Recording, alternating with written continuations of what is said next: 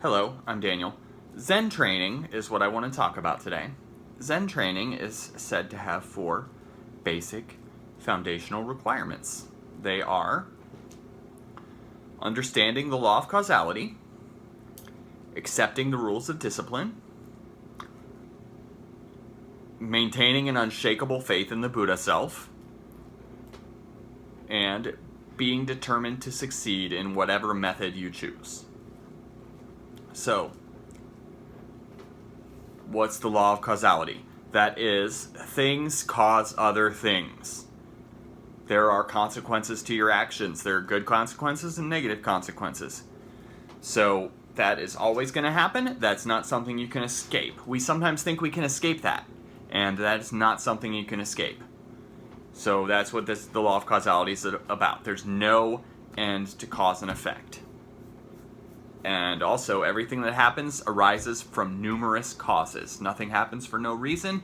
Everything happens for a lot of reasons. So, if we see a situation where somebody gets themselves into trouble, we may have this tendency to not feel bad for them, not want to help them because we see they did it themselves. But actually, probably a lot of things led to that. And that's sort of an interpersonal way we can relate this to our lives. Because everything that happens arises from numerous causes, including you, including me, everything that happens. What are the rules of discipline? Nothing can occur in spiritual progress without virtue. Discipline regulates our behavior. Regulating our behavior produces wisdom. So, if we are going out stealing and killing all the time, it's going to be hard for us to engage the spiritual path very effectively because we're distracted by these crazy behaviors we're engaging in all the time. So, that's why virtue is important. It helps us stay on track.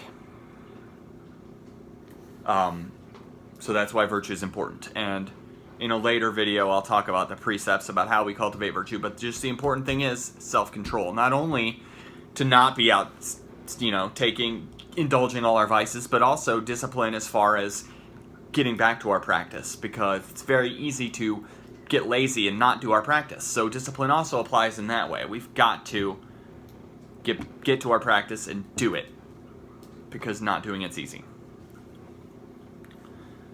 The third one is firm belief in Buddha self. This is faith in ourselves, and it's what helps us keep going. It's what our diligence comes from. We need to have faith in the idea that all beings are capable of enlightenment. And maybe this is a hard one to cultivate, right? But especially in the West, we have some baggage around the word faith. And we think it means blind faith. We think it means faith in someone saving us. And that's not what this is about. This is just in believing that we all have Buddha nature, you and me and everyone.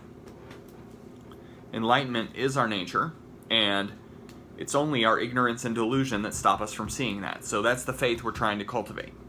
We dedicate our lives to overcoming ignorance and delusion. And without cultivating that faith, we're not going to have strong will to be on the practice. So we need to learn how to cultivate that faith.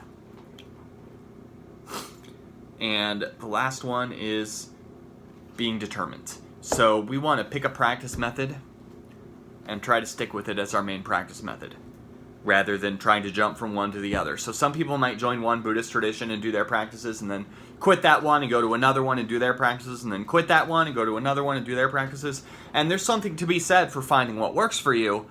And if that's the reason you're jumping around, that's okay. But if you're jumping around because you're bored, that's probably not good. So we can think of the path as a mountain, and we're trying to climb the mountain. And many different paths lead to the top. There are many practices that work for people. Some people do really well with koan practice. Some people do really well with following the breath. Some people do really well with chanting practice, and these are all fine. What is a struggle, though, is switching them up all the time. That doesn't make sense, because we're trying to get up that mountain, and if we start over, it's like going back to the bottom. So we want to have a clear path where we have a list of practices we're going to do, and not get off track from that path. That's what being determined is about. So that's it. That's what I have to say about Zen training. Thank you for taking the time to watch this video.